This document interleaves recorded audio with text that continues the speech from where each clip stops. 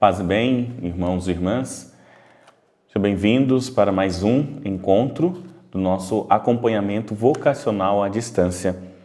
Nesse mês, iremos meditar um pouco sobre a vida de São Francisco a partir dos primeiros versículos do seu testamento. Quem irá fazer então essa reflexão sou eu, Frei Flávio, que sou reitor do Aspirantado São Benedito em Caçapava, São Paulo, e também coordenador do Serviço de Animação Vocacional da nossa província São Francisco de Assis.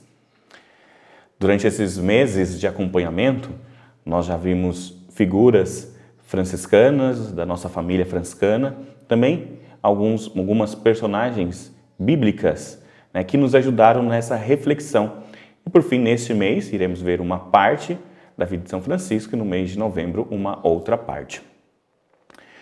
No seu testamento, um dos últimos escritos de São Francisco de Assis, ele vai recordar um pouco do início do seu chamado vocacional. E ele vai dizer: "O Senhor deu a mim, Frei Francisco, começar a fazer penitência assim. Como estivesse em pecado, parecia-me demasiadamente amargo ver leprosos. E o próprio Senhor me conduziu entre eles, e fiz misericórdia com eles.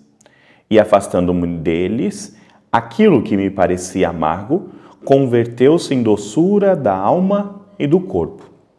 E em seguida, detive-me por um pouco e saí do mundo." Francisco, então, nesses primeiros versículos, nosso processo de discernimento vocacional, Francisco vai se entender como um homem pecador, um homem que precisa de conversão, não simplesmente de atos, mas a sua conversão vem justamente de uma compreensão de Deus, de si e também do outro. E por isso, ele vai dizer que para ele era demasiadamente amargo ver leprosos. O leproso, na época de Francisco, era alguém extremamente excluído, alguém literalmente morto para a sociedade. Porque o leproso não poderia ter a sua convivência familiar, não tem a convivência social com seus amigos e também não tem a sua participação dentro até mesmo da religião. E se nós pensarmos como Francisco vai chegar até o leproso, temos que recordar do sonho, da intuição de Francisco, podemos dizer assim, do projeto pessoal dele, que é justamente ser cavaleiro, ser nobre. A família de Francisco é uma família rica, uma das mais ricas da cidade de Assis. Seu pai era comerciante e ia à França fazer comércio, trazer tecidos.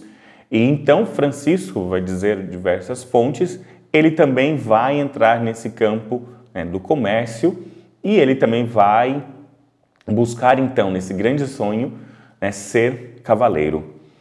Ser cavaleiro significava você ser nobre e para você ser nobre, você teria que participar de uma guerra. E Francisco então participa dessa guerra, a guerra onde, num primeiro momento, Francisco e com certeza os jovens amigos ali da cidade de Assis expulsam os nobres da cidade de Assis. Durante esse tempo, os nobres se reúnem, então, vai acontecer uma guerra onde Francisco cai na prisão. Nessa prisão, Francisco começa a repensar, podemos dizer assim, repensar toda a sua vida, a sua história. Ele que antes era considerado o rei da juventude, porque vivia como um príncipe, porque era querido e amado pelos seus amigos, agora alguns deles estão mortos, outros feridos, e ele está ali. Seu pai então paga uma fiança e Francisco então é solto. Nesse processo, onde Francisco é solto, ao voltar para casa já doente, já sua saúde já não era boa desde esse tempo, ele então vai se questionar, vai começar a perceber, para ser nobre é necessário guerra, para ser nobre é necessário a morte.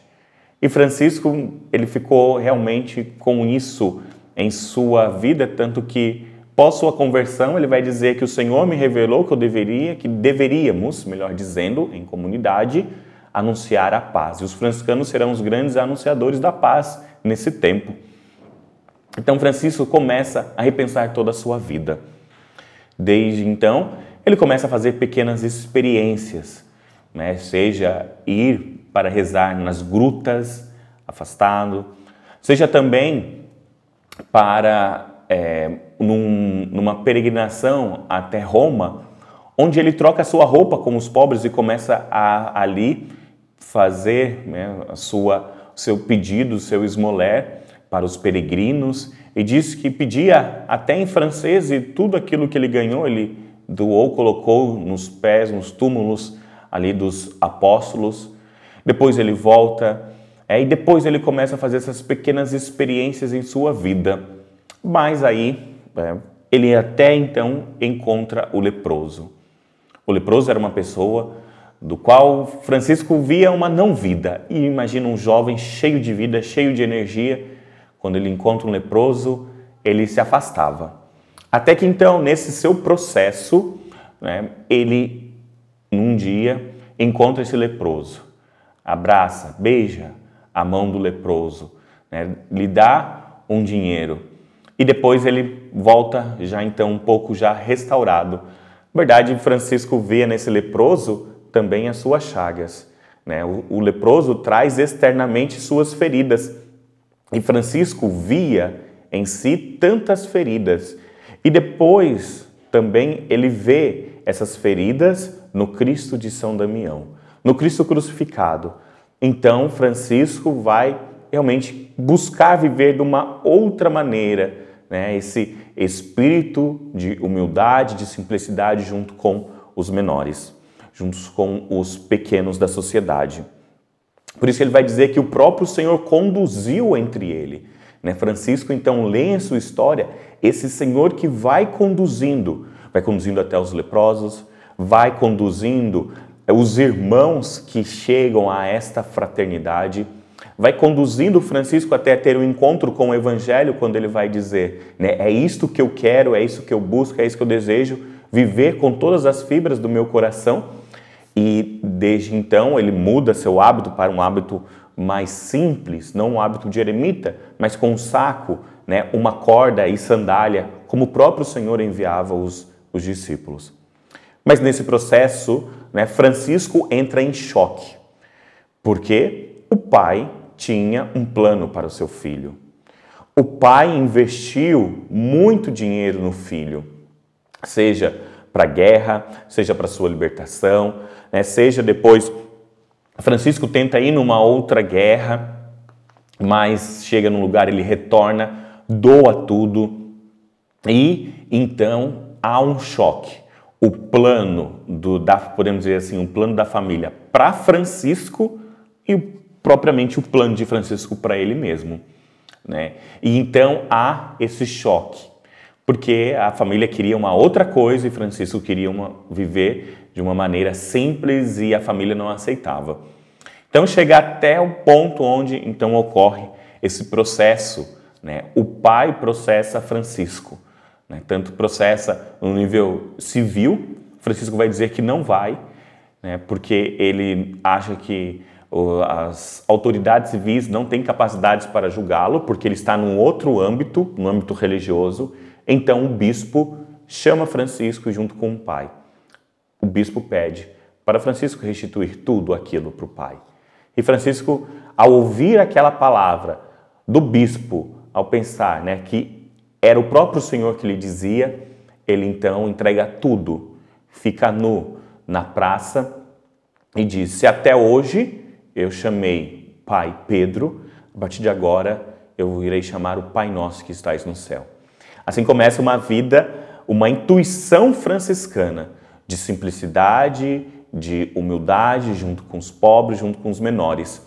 E a resposta disso tudo, para Francisco, a resposta é a confirmação de Deus, de que isso realmente é um caminho a ser traçado, é um caminho de espiritualidade, é a chegada dos irmãos.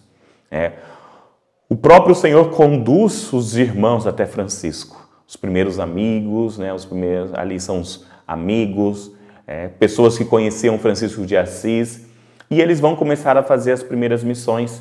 Nessas missões, a família vai crescendo cada vez mais. Depois, nós temos até a primeira mulher, Santa Clara, que também quer viver como o estilo franciscano, né? Nós, então, temos aí já o vídeo, né, sobre Santa Clara, que você também pode ver para meditar um pouco a partir de sua espiritualidade, que estará aqui, então, no nosso link, né, para você ver. E, então, a fraternidade cresce dessa maneira e, então, Francisco vai pedir ao Papa a sua aprovação da regra, aprovação oral que é aprovada. Francisco recebe do Papa essa aprovação oral e assim ele sai alegres, sai cantando, sai pregando, e agora não só para as pessoas, mas também louvando e cantando junto com os pássaros, com os animais, porque o Senhor nos fez irmãos e o Senhor nos conduz até aqui. Nós vamos então encerrar por aqui. Mês que vem estaremos com uma outra reflexão. Não deixe, né, de acessar logo aqui embaixo na descrição, né, tem um link para você então ver o texto, responder, né, e depois continuar nesse acompanhamento vocacional. Que São Francisco, nesse mês franciscano, nos abençoe e nos guarde hoje e sempre. A todos, paz e bem.